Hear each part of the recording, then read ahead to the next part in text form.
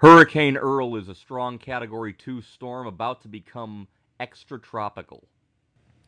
I'm Mike Nasa with the latest on Earl. Earl's really the only game in town. You can see the pattern across the Atlantic is not favorable right now. We have a lot of wind shear here in the areas of the Caribbean Sea and the Gulf. We have wind shear here in the Atlantic. Our waves have died out and dried out. There's still a chance that they could progress west and do something down the road, or that one may leave Africa in a few days. But right now, really only Hurricane Earl, which buffeted Bermuda and is moving out, is what we are going to talk about. We also have what's left over of Hurricane K, which made landfall along the Baja and is now no longer a tropical cyclone. Here's the latest on Hurricane Earl as of 11 p.m. Atlantic Standard Time. Earl was at 38.1 north, 55.9 west, winds 105, so it's a strong Category 2. It does not appear as though it's going to become a Category 3, which would have made it a major hurricane. So far this year we've had 5 tropical storms, 2 hurricanes, Danielle and Earl, one a Category 1, one a Category 2. That's it. No major hurricanes so far.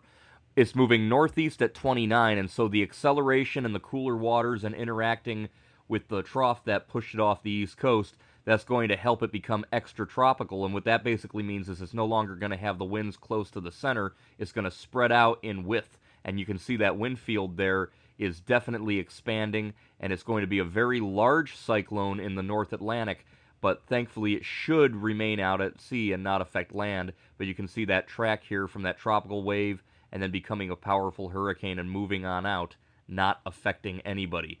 There's Hurricane Earl, and still a big ragged eye. The ragged eyes like this are indicative of a Category 2 hurricane, but you can see that push there of energy that's making it extratropical pretty soon. So the wind field will expand. It will become a very large baroclinic North Atlantic cyclone, but no longer a hurricane.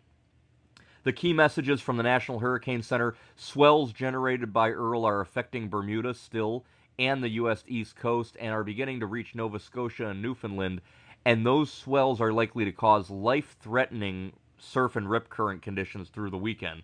So you want to be very careful, maybe stay out of the water as Earl pulls on out. There's going to be a lot of high swells and high surf because it is a powerful storm.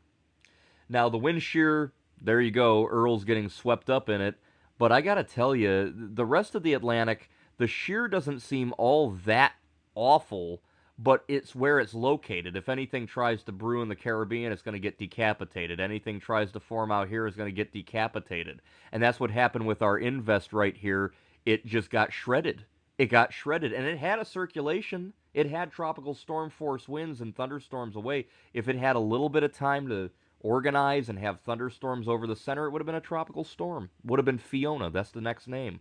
Never had a chance. I also notice, and somebody noted this on one of the weather message boards, the waves seem to be sucking back, almost like there's westerlies. Kind of like they come off the coast, and instead of just propagating west really fast, they almost seem to kind of mess around and get sucked back in, and then there's dry air, and they kind of become these large, ugly skeleton waves, and they just don't do anything.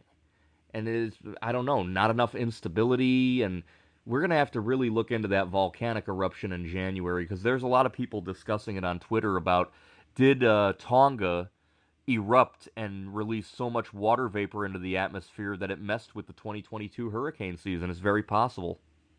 This is the wave the Hurricane Center says will leave in a few days and could do something, but again, at this rate, I'll believe it when I see it.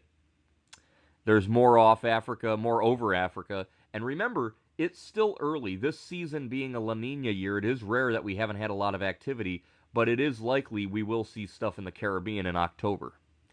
There's what's left of K. K was a hurricane. It made landfall as a Category 1 right on that little spit of land of the Baja, and it's going to continue to move up towards California. You can see there's the wind field. The tropical storm winds just missed the border, and it looks like now it's just kind of spinning out there, and it's not going to affect anybody with wind. The hurricane winds affected the Baja. However, it could affect with rain. Look at this radar here. This is the San Diego radar, and you can see heavy rainfall everywhere from Pasadena, Long Beach, Riverside, San Bernardino, even up towards Barstow. There's a nice little diner near Barstow I went to. It was a 1950s style diner. Very cool. But again, Yeah, so, California getting impacted there by the remnants of Hurricane K in the form of some hefty rainfall. So that'll do it for the tropics. Again, what's left of K here off California, and Earl moving on out, a powerful Category 2 hurricane, and our wave here still showing a little bit of life, but not likely to develop anymore, and the other one off Africa. We'll watch. Remember, I've seen many a hurricane season where these dead waves don't do anything until they get into the Western Caribbean. And believe me, as the weeks go by, our attention is going to turn to that area here. I'm going to want to watch this area down here for potential development. I'm Mike Naso with the latest on the tropics. I'll talk to you guys next time.